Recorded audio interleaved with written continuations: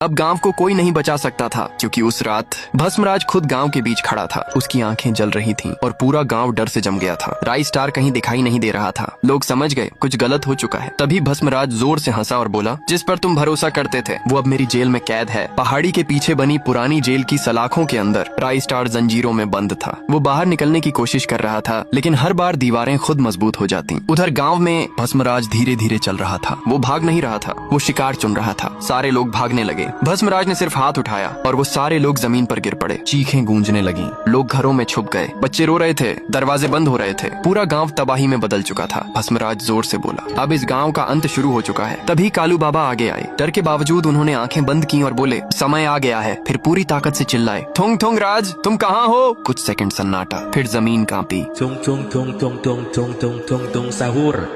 हवा तूफान जैसी चलने लगी और उसी पल थुंग थुंग राज प्रकट हुआ। भस्मराज पहली बार पीछे हट गया। दोनों आमने सामने खड़े थे। कुछ पल तक कोई नहीं बोला। फिर थुंग थुंग राज बोला, ये गांव अभी खत्म नहीं होगा। भस्मराज गुस्से से देखता रहा, लेकिन बिना कुछ बोले पीछे हटने लगा और अचानक अंधेरे में गायब हो गया। शांति लौट आई। लोगों ने राहत की सांस ली। लेकिन थुंग थुंग राज ने कहा, ये जीत नहीं है, वो फिर आएगा। सब चुप हो गए। फिर उसने कहा, जब तक खतरा खत्म नहीं होता मैं यहीं रहूंगा। धीरे धीरे उसका शरीर कठोर होने लगा और कुछ ही पलों में वो एक विशाल पेड़ बन गया। गांव बच गया था, लेकिन कहानी नहीं, गांव को बचा लिया था। अब थुंग थुंग गांव का रक्षक बनकर गांव की रक्षा करता।